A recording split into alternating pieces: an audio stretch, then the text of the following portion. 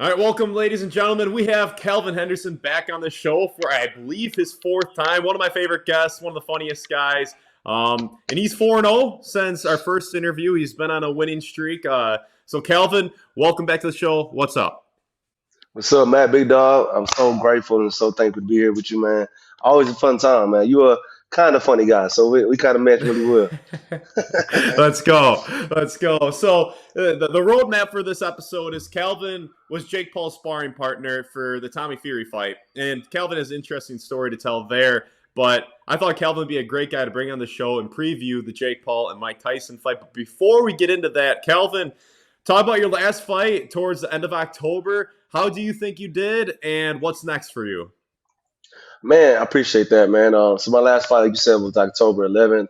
We fought in Little Rock. I haven't fought in Little Rock, Arkansas in years, and so it's kind of good to go back to Central Arkansas and kind of just tap in with the fans that way.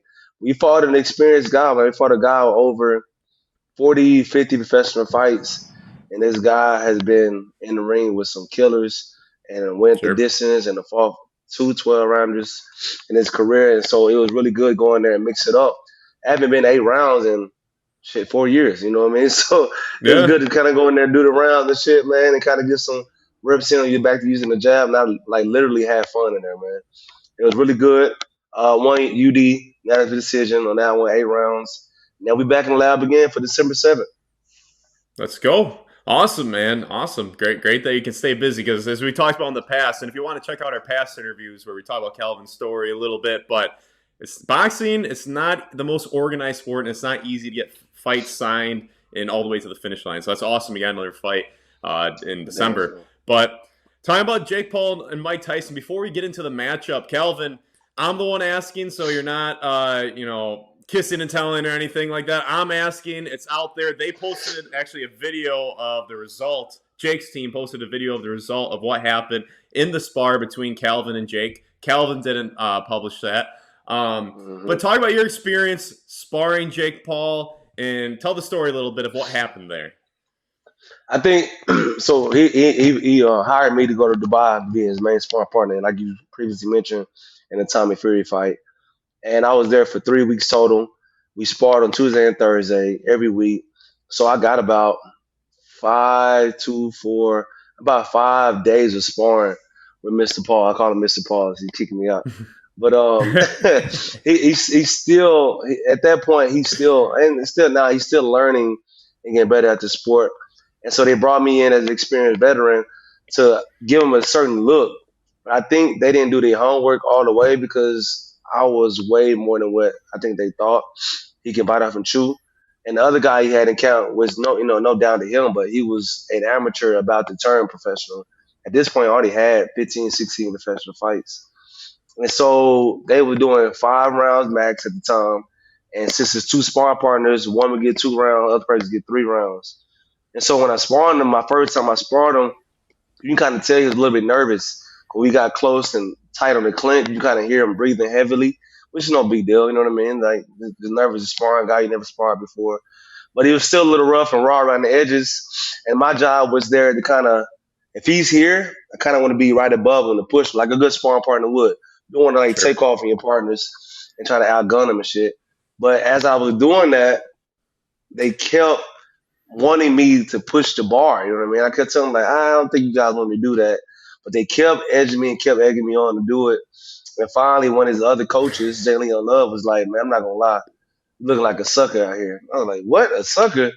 And so the next sparring session after that, we turned up the heat on him, man. I mean, I walked straight towards him and just put them thunder cookies on them, thunder on him, man. And it kind of it kind of turned a little bad. You saw the post after that fight with the leaking blood and stuff like that. And to his credit, he didn't quit. He didn't quit. He didn't try to look for a way out. He kept going every round, coming out, starting the bell, making adjustments, which I respected about that. But experience is experience. It's one thing you can't buy is experience. And so I thought I was doing him a service by pushing him and making him better. But after that sparring session, they was like, "Yeah, your services are no longer needed. Thank you. Have a nice day." You know what I mean? So they That's flew me back hilarious. to the States and stuff, man. And I even told him, like, "Look, man, I know it seemed it was one way, it was one side of the sparring." I had told him my own word. I said, "I promise you, I'm making him a dog for this fight. You never know how Tommy's gonna come out. They was thinking Tommy would go out and try to outbox Jake, but Tommy fought him the exact same way I sparred him the last day. Yeah. If they would have kept me in count, it would have been a different fight, in my opinion, my humble, honest opinion. It would have been a different fight. It would have kept me in count. Jay Leon Love's got to watch his mouth because I'm taking you over him any day. Any day. I actually had a guy named Cornelius Fundridge on the show a while back who was the K9? oldest. Yeah, K9. I had him on the show. He's one of my first guests. And he's only about 5'6". And he told me a story that he used to whoop on Jay Leon Love's in sparring all the time. And at 5'6", if K9's doing that, I don't want to know what you would do to Jay Leon. So he's K9's the dog, man.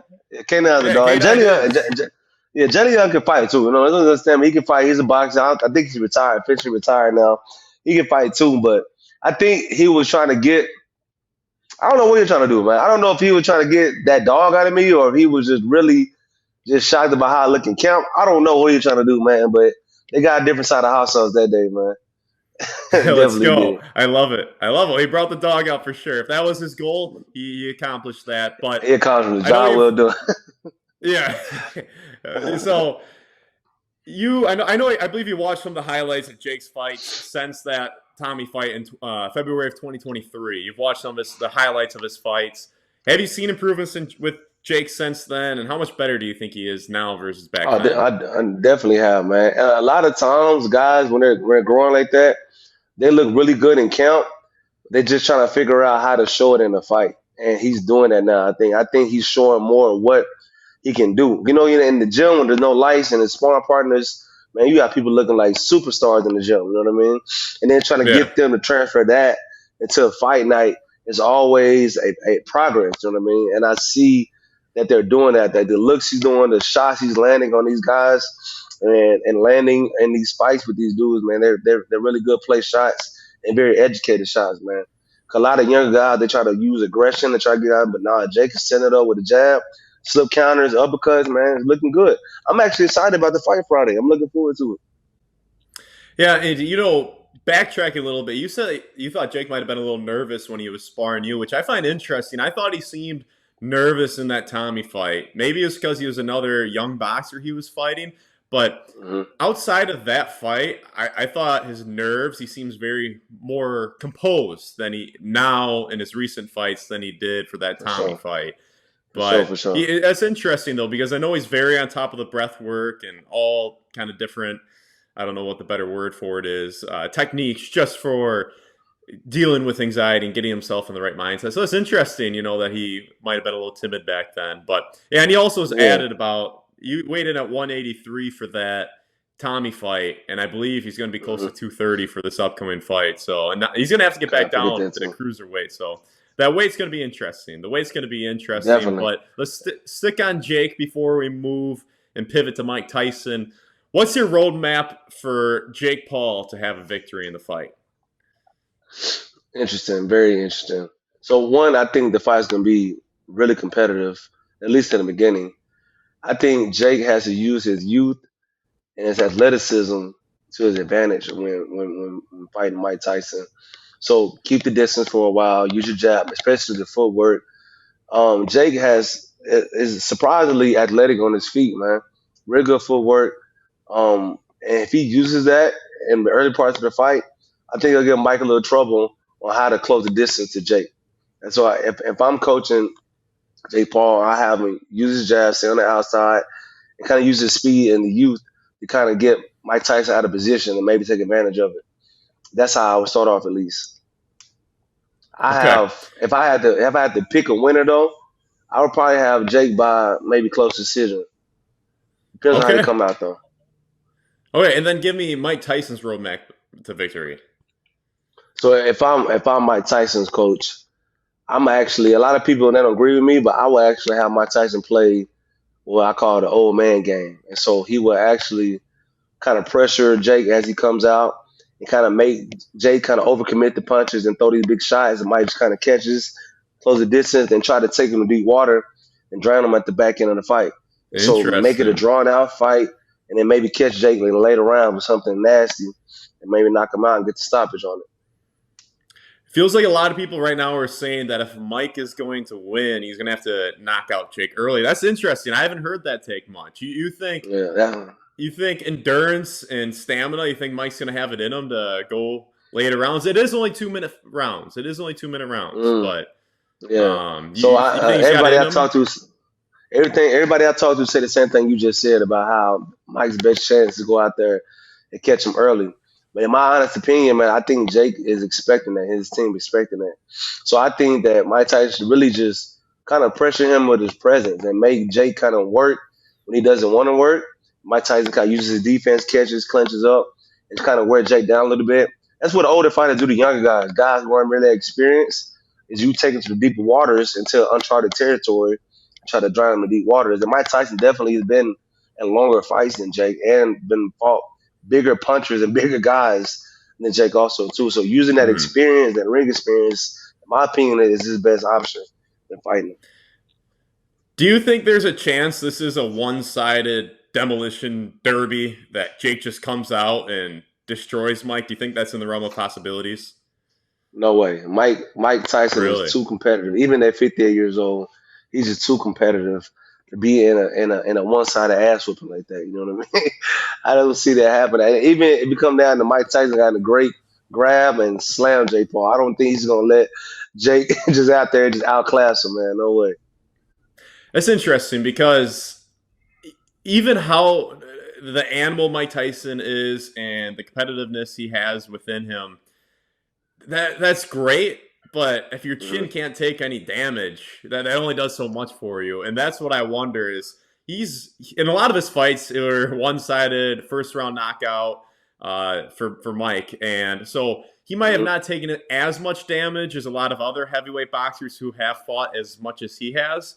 But still, Yeah. he's taken some shots over the years. He's done the hard rounds of sparring. He's taken damage, and your chin doesn't get stronger with more shots to the head. It gets weaker. For damn sure. So I'm just curious because Jake's a big boy right now. For me, I think there's a good chance that a stiff jab from Jake will put Mike on wobbly legs. That's kind of how I Dang. feel about this. That's interesting. Yeah, I kind of go against that because Jake is a grown and two heavyweight. Mike Tyson been fighting heavyweight his entire life. You know what I mean? yeah. And so you're right with the residual damage from sparring and fights and stuff. But that competitive edge doesn't go anywhere, man. And I'm talking about like when you just take boxing out the picture. We're just talking about fighting here. Mike Yeah. Tyson is so competitive in a fight that if he's feeling like he's getting outclassed, we've seen him bite ears. We've seen him like Yeah. hit people in the nuts. Like we done seen all this shit. You know what I mean? And so like I don't know what's stopping him from going and try to pick Jake up and slam on his head if he's losing. You know what I mean? Like that's Yeah. how competitive I'm saying he's in. Yeah. And in the past, we talked about a certain opponent you faced who may or may not have been a little juiced up. I think Mike Tyson is going to be juiced to the gills for this fight. I really do. I don't think it's going to be your typical 58-year-old. Like, it's already Mike Tyson. That's not your typical 58-year-old, but I think he's going to be Yeah. juiced. So I think that gives him definitely a fighter's chance. He definitely will have a Over puncher's chance there. at the very least. Maybe it's way more Yeah, than yeah, that, yeah. but I think he's going to be a lab experiment out there. He's going to be cut from a different cloth. So it's You going know to be what's cool about interesting. that though, man? What's cool about that Yeah. is that a lot of people so what they're doing with this fight is like really like a marketing genius. They're combining two different worlds together. Because you got the Yep. older boxing heads who remember Mike Tyson in his heyday and was like a big fan of Mike Tyson. Then you got the younger guys who heard of Mike Tyson but don't really know how dangerous he is. And they're all cheering for Hmm. Jake Paul. So they're bringing like these both worlds together, and it's gonna be man a super event, man, super duper event. It's kind of exciting to see that. Exactly. Exactly. And the unknowns is what makes it so interesting because no one really knows. I mean, we can speculate all we want, but once there's that unknown element, that's what really I think captivates the fans as well. And so, Agreed. yeah, I think this is a good interview. I think we're about to wrap it up, but yeah, Calvin, I would like to see you fight Jake Paul down the line. I think it makes sense. Maybe I'm a little biased. Perhaps I'm a little biased, but that fight makes sense to me because he's a little bit bigger of a guy and he has to be creative Hmm. in the way he gets his experience. And you can market a fight. You're very charismatic. You can talk your shit. So I think that fight makes sense. And You whooped up on him in sparring, so there's that storyline there. I love to see Jake Paul versus Kalvin Hot Sauce Henderson. I think all it takes for you is an introduction to the general public, and people Oh, will for truly sure. believe that you're going to win, which will captivate the fans. Because I think after Jake beats Mike Tyson, people will want to see him lose desperately, and so they will need a real fighter who people believe will beat him, and Yeah, it'll yeah, yeah. do great sales. So I hope it's you. I hope it's you down the road. Dude, I I'm think it down makes for it, man. sense. I'm not saying I'm down, man. I am like all the way down, man. It was crazy about that little side note. I know we wrapping up, but the video that I shared that got released from his account, the sparring video, post sparring video, Yeah. dude, you just seen the comments from all the kids going crazy, talking about you're a nobody. Jake would knock you out in 3 seconds. I was like, who do you think did this in sparring? One guy was like, what? You're lying. No, you didn't. That's not you. I know. These kids, man, it's so funny to me. I just sit there, just had a hearty laugh about how the internet can have people thinking one way about something, man. It's so funny to me. I'm down though. 100%. 100%. Well, Calvin, thank you so much for coming back on the show, and best of luck, and looking forward to staying connected along the way. Yes, sir. It's always a good time. I appreciate that, man.